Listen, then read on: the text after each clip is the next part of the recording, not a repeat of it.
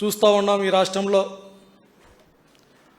వెన్నుపోటు పార్టీ ఆధ్వర్యంలో ఈ రాష్ట్రంలో ఉన్నటువంటి బీసీలను రాజకీయాలకు దూరం చేసేటటువంటి విధంగా ఒక ప్రణాళికాబద్ధంగా ఒక కుట్రపూర్వితమైనటువంటి వాతావరణంలో కేసుల పేరుతోనూ అరెస్టుల పేరుతోనూ దాడుల పేరుతోనూ భయభ్రాంతులకు చేస్తూ ఈ రాష్ట్రంలో బీసీల ఆత్మగౌరవాన్ని దెబ్బతీస్తూ బీసీల పార్టీ అని చెప్పుకుంటూ చంద్రబాబు నాయుడు గారు ఏ విధంగా అయితే తన రెడ్ బుక్ రాజ్యాంగాన్ని స్వైర విహారం చేస్తూ అందులో భాగంగా కొంతమంది పోలీస్ అధికారులని తన ప్రైవేట్ సైన్యంలా మార్చుకొని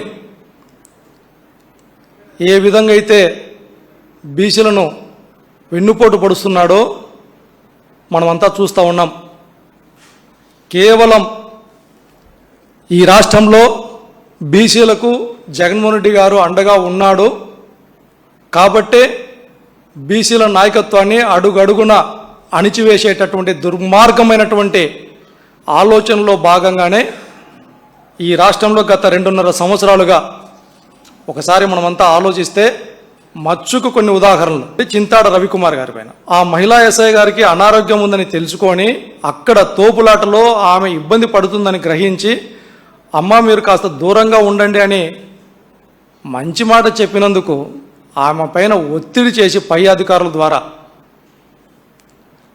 చింతాడ రవికుమార్ గారి పైన అక్రమంగా కేసులు పెట్టి ఒక రౌడీ మాదిరిగా గూండాల మాదిరిగా ఒక తీవ్రవాది మాదిరిగా ప్రజల ముందర నడిపించుకొని వెళ్ళేటటువంటి విధంగా అందులో భాగంగా 21 మంది మీద కేసు పెట్టి 2 అరెస్ట్ చేసి ఇప్పటికీ ఆ 2 కూడా కనీసం కోర్టు కూడా సమర్పించకుండా బెయిల్ రాకుండా కుట్రలు చేయటం. ఇది దుర్మార్గం కాదా చంద్రబాబు నాయుడు గారు? ఇది బీసీల ఆత్మగౌరవాన్ని దెబ్బతీయటం కాదా? ఇదే సందర్భంలో మరొకసారి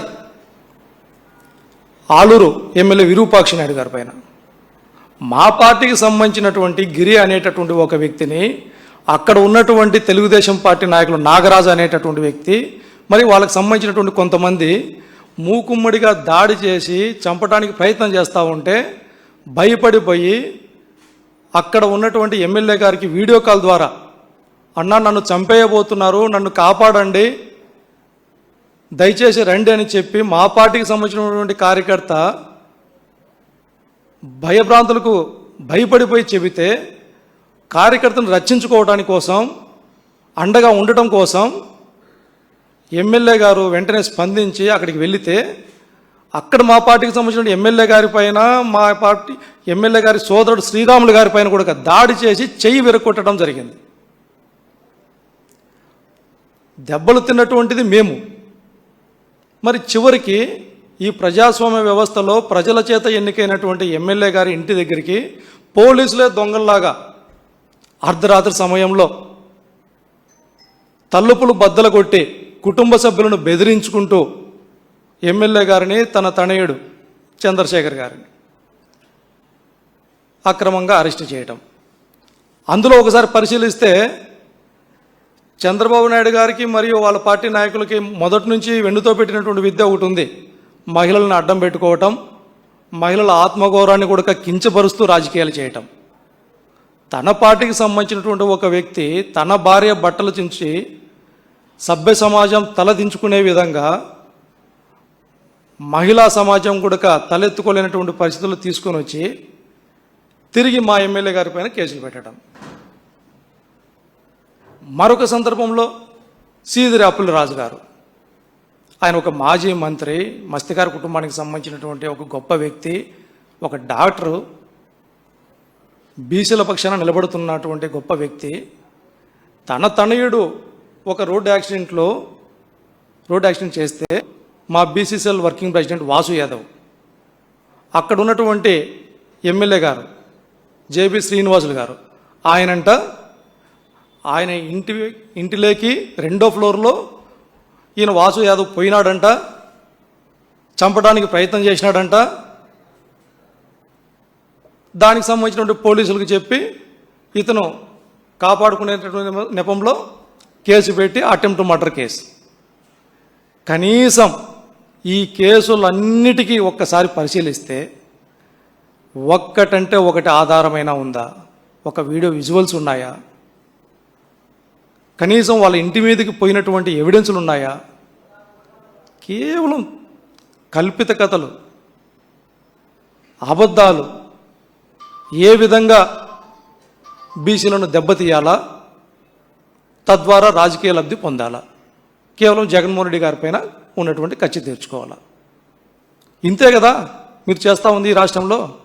ఇంతకన్నా మించి బీసీలకు ఏమన్నా 4 మంచి మాటలు చేశారా? లేదు కదా.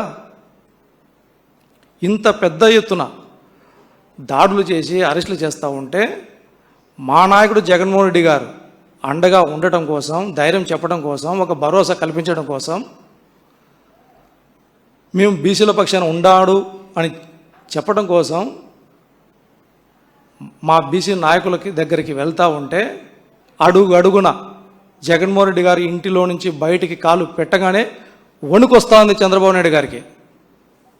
బారికేడ్లు అడ్డపెట్టడం, దారులు మూసేయటం, చెక్ పోస్టులు అడ్డం పెట్టడం, కేసులు పెట్టడం, బెదిరించడం. మీరు ఇన్ని దుర్మార్గాలు చేసిన ప్రజాభిమానాన్ని కానీ, బీసీలకు జగన్మోహన్ రెడ్డి గారి పైన ఉన్నటువంటి అభిమానాన్ని కానీ ఆపగలుగుతున్నారా? జగన్మోహన్ రెడ్డి గారి దగ్గరికి పోనీయకుండా అడ్డుకోగలుగుతున్నారా? అది మీ చేతనవుతుందా? కాదు కదా. గత 40 సంవత్సరాలుగా ఈ రాష్ట్రంలో ఉన్నటువంటి బీసీలకు వెన్నుపోటు పొడుస్తూ ఎన్నికలు వచ్చినటువంటి ప్రతిసారి కూడా ఇది బీసీల పార్టీ, బీసీలకు వెన్నుముక అని అబద్ధాలు చెప్తూ 100ల కొద్ది హామీలు ఇచ్చేయడం, అధికారంలోకి రాగానే కేవలం పెత్తందారుల కోసం, కార్పొరేట్ వ్యక్తుల కోసం బీసీలను బలిపశువులుగా మారుస్తున్నటువంటి వైనం. ఈ పెద్ద మనిషి చంద్రబాబు నాయుడు గారు చేసింది ఏంట్రా అంటే, గత 40 సంవత్సరాల నుంచి ఒక ఆదరణ పథకం అనేటటువంటి ఒక ప్రవేశపెట్టి, మీరు ఇస్త్రీ పెట్టెలు తీసుకోండి, కత్తెరలు తీసుకోండి, గడ్డపారలు తీసుకోండి, మీరు కూలి పని చేసుకుంటూనే ఉండాలా, మీరు ఎల్లప్పుడూ మా కింద బానిసల్లాగా బతకాలా, ఈ రాష్ట్రంలో ఏ ఒక్కరు అభివృద్ధి చెందకూడదు అని ఒక స్వార్థపూరితమైనటువంటి ఆలోచన విధానంలో ఈ రాష్ట్రంలో ఉన్నటువంటి బీసీలను తన చెప్పు చేతుల్లో పెట్టుకునేటటువంటి దుర్మార్గమైనటువంటి ఆలోచన చేస్తూ రాజకీయ పబ్బానికి వాడుకునేటువంటి పరిస్థితి చూస్తూ ఉన్నాం. అంతకన్నా మించి ఏం చేశారు మీరు ఈ బీసీలకి? మాట్లాడితే విజనరీ అంటారు, మాట్లాడితే 2020 అన్నారు. గతంలో 2020 వచ్చింది, తర్వాత 2025 అన్నారు, ఇప్పుడు విజన్ 2047 అంటున్నారు. మా బతుకుల్లో ఏం మార్పులు వచ్చాయి? ఏం అభివృద్ధి చెందింది? మా బిడ్డల భవిష్యత్తు ఏం జరిగింది? మీ పరిపాలన వల్ల, మీ దుర్మార్గమైనటువంటి ఆలోచనల వల్ల ఏం ఓటకబెట్టినారు కేవలం? కానీ చెప్పుకోవడానికి మాత్రం బీసీల పార్టీ, బీసీల పార్టీ అని చెప్పుకుంటూ బీసీలకు నిరంతరం పెన్నుపోటు పొడచడమేనా? అదే ఒకసారి ఆలోచించండి. ఈ రాష్ట్రంలో ఉన్నటువంటి బీసీలు అందరూ కూడా ఆలోచించాలని విజ్ఞప్తి చేస్తూ ఉన్నాం మేము. జగన్మోహన్ రెడ్డి గారు ముఖ్యమంత్రిగా ఉన్నప్పుడు ఈ రాష్ట్రంలో బీసీలను చదువుకునేటటువంటి ప్రభుత్వ పాఠశాలను మొదలుకుంటే తరతరాలుగా ఈ రాష్ట్రంలో ఉన్నటువంటి బీసీలకు, మా తాతగారికి, మా నాన్నగారికి చదువు అంటే ఏంటో తెలియదు, అనారోగ్యం వస్తే హాస్పిటల్స్ ఎలాగుంటాయో తెలియవు, అభివృద్ధి అంటే ఏంటో తెలియదు. అటువంటి పరిస్థితుల్లో ఉన్నటువంటి మాకి ప్రపంచంతో పోటీ పడే విధంగా ఈ రాష్ట్రంలో ప్రభుత్వ పాఠశాలలో పెద్ద ఎత్తున విద్యా విప్లవాన్ని తీసుకుని వచ్చి మా బిడ్డలు ప్రపంచంతో పోటీ పడే విధంగా, ఒక ధైర్యంతో ముందుకు పోయే విధంగా ఒక విప్లవాత్మకమైనటువంటి మార్పులు తీసుకుని వస్తే, ఆ తర్వాత వైద్య రంగంలో కూడా అనారోగ్యం వస్తే భూములను తాకట్టు పెట్టడమో లేదంటే ఉన్నటువంటి బంగారు అమ్ముకోవడమో జరిగేటటువంటి బతుకులు మావి. అటువంటి బతుకులను మార్చాలా, అసమానతలు లేనటువంటి సమాజం రావాలా, అందరికీ అన్నీ అందాలి అనేటటువంటి ఒక దృఢ సంకల్పంతో విప్లవాత్మకమైన మార్పులు వైద్య రంగంలో తీసుకొని రావటం, అదేవిధంగా గ్రామీణ ప్రాంతంలో ఉన్నటువంటి పేదవారికి మౌలిక సదుపాయాలు కల్పించేటటువంటి విధంగా ఏదైనా ఒక ఎంఆర్ఓ ఆఫీసులోనో ఏదైనా ఒక అధికారులతో పని పడితే తన గుమ్మంలో నుంచి కూడా బయటికి రానికుండా తన గుమ్మం దగ్గరికే, పేదవాడి గుమ్మం దగ్గరికే నాయకులను అధికారులను పంపించి పెద్ద ఎత్తున ఈ రాష్ట్రంలో పేదవాడికి ఈ భారతదేశ చరిత్రలో ఎవరు ఏ ముఖ్యమంత్రి లేనటువంటి అండగా నిలబడితే అటువంటి గొప్పతనాన్ని గ్రహించి ఈ రాష్ట్రంలో ఉన్నటువంటి బీసీలందరూ ఒక నమ్మకంతో, ఒక భరోసాతో జగన్మోహన్ రెడ్డి గారి నాయకత్వాన్ని గౌరవిస్తూ ఉంటే చూచి ఓర్చుకోలేక ప్రజాప్రతినిధులను రోడ్ల మీద నీచాతి నీచంగా, అవహేళనగా, అవమానకరమైనటువంటి రీతిలో ప్రజాప్రతినిధులపైన దాడులు చేసుకుంటూ రోడ్ల మీద ఈడ్చుకొని వెళ్తేటువంటి పరిస్థితులు ఈ ఒక్క 3-4 సందర్భాలే కాదు, ఈ రాష్ట్రంలో ఎక్కడ చూసినా శ్రీకాకుళం నుంచి మొదలుకుంటే అనంతపురం జిల్లా వరకు పెద్ద ఎత్తున బీసీల నాయకత్వాన్ని తన స్వార్థం కోసం, తన స్వలాభం కోసం, తన రాజకీయం కోసం వెన్నుపోటు పొడుస్తున్నటువంటి చంద్రబాబు నాయుడు గారు. ఒక్కటైతే సూటిగా చెప్తా ఉన్నాం చంద్రబాబు నాయుడు గారికి, మీరు ఇంత పెద్ద ఎత్తున బీసీలపైన దాడులకు, దౌర్జన్యాలకు, కేసులకు తెగబడుతున్నారు కదా, ఎక్కడైనా కానీ ఎవరైనా కానీ కేసులు బనాయించుకున్నటువంటి వాళ్ళు మీకు భయపడినటువంటి పరిస్థితి కానీ, వెనకడుగు వేసినటువంటి పరిస్థితి కానీ, తగ్గి మాట్లాడినటువంటి పరిస్థితి కానీ, ప్రజా సమస్యల పట్ల స్పందించకుండా వెనకడుగు వేసినటువంటి పరిస్థితి కానీ చూశారా? లేదు కదా. ఎందుకు మీకు ఇంత తాపత్రయం? ఎందుకు ఇంత స్వార్థం? అంటే కేవలం మీకు ఒక భయం. 40 సంవత్సరాల సుదీర్ఘ అనుభవాన్ని చెప్పుకున్నటువంటి మీకు మీరే క్లీన్ చిట్ ఇచ్చుకొని, మీకు మీరే విజనరీ అనే ఒక పేరు పెట్టుకొని, మీకు మీరే ఇది ఒక మంచి ప్రభుత్వాన్ని పేరు పెట్టుకొని, ఒక ముంచేటటువంటి ప్రభుత్వంలాగా బాబు షూరిటీ మోసం గ్యారంటీ అనేటటువంటి విధంగా ఈ రాష్ట్రంలో అన్ని వర్గాలు రోడ్ల మీదకి వచ్చి తిరుగుబాటు చేస్తూ ఉన్నాయి. అందులో ముఖ్యంగా బీసీ వర్గాలం. మాకు పొడిచినటువంటి వెన్నుపోటుకి భవిష్యత్తులో కాదు కదా, అతి త్వరలోనే ఏ విధంగా గుణపాఠం ఉంటుందో ఈ రాష్ట్రంలో ఉన్నటువంటి ప్రతి ఒక్కరు కూడా ఆలోచన చేస్తూ ఉన్నారు. మీ యొక్క కుట్రలు ఏ విధంగా ఉన్నాయి, మీ యొక్క స్వార్థం ఏ విధంగా ఉంది, మీ యొక్క ఆలోచన విధానం ఈ రాష్ట్రంలో ఉన్నటువంటి ప్రజానీకం పైన కావచ్చు, మహిళల మీద కావచ్చు, ఉద్యోగస్తుల పైన కావచ్చు, విద్యార్థుల పక్షాన కావచ్చు, యువత పక్షాన కావచ్చు, వీరందరిని ఏ విధంగా మీరు ఒక ప్రణాళికబద్ధంగా మీ స్వార్థానికి వాడుకుంటూ కాలం గడుపుతున్నారు అనేటటువంటిది ప్రతి ఒక్కరం చూస్తూ ఉన్నాం. ఒక్కటైతే వాస్తవం, ఈ రాష్ట్రంలో జగన్మోహన్ రెడ్డి గారు అనేటటువంటి ఏకైక వ్యక్తి ఈ రాష్ట్ర అభివృద్ధికి కావచ్చు, ఈ రాష్ట్ర సంక్షేమానికి కావచ్చు, ఈ రాష్ట్రంలో ఉన్నటువంటి బడుగులకు కావచ్చు ఒక ధైర్యం, ఒక భరోసా అనేటటువంటిది మాత్రం ప్రతి ఒక్కరూ తన మదిలో నుంచి ఇవాళ ఉంటున్నారు. కాబట్టే జగన్మోహన్ రెడ్డి గారు ఎక్కడికి వెళ్ళినా, ఉత్తరాంధ్ర అయినా, కోనసీమ అయినా, రాయలసీమ అయినా, ఎక్కడైనా ఒక జన ప్రభంజనం. గతంలో జగన్మోహన్ రెడ్డి గారు చేసినటువంటి మంచిని గుర్తుకు చేసుకుంటూ ఇవాళ జగన్మోహన్ రెడ్డి గారికి స్వాగతం పలుకుతున్నారంటే ఇంతకన్నా మేము చూపించాలా? ఒక వైఎస్ఆర్ కాంగ్రెస్ పార్టీ నాయకులుగా, కార్యకర్తలుగా. అందుకే చెప్తాన్నాం, చంద్రబాబు నాయుడు గారు, మీరు ఎన్ని కుట్రలు చేసినా, ఎన్ని కుతంత్రాలు చేసినా, ఇలాంటివి ఎన్ని డ్రామాలు ఆడినా ఏ ఒక్క బీసీ నాయకుడు కానీ ఈ రాష్ట్రంలో ఉన్నటువంటి ఏ ఒక్కరు కూడా అదిరేది ఉండదు, బెదిరేది ఉండదు.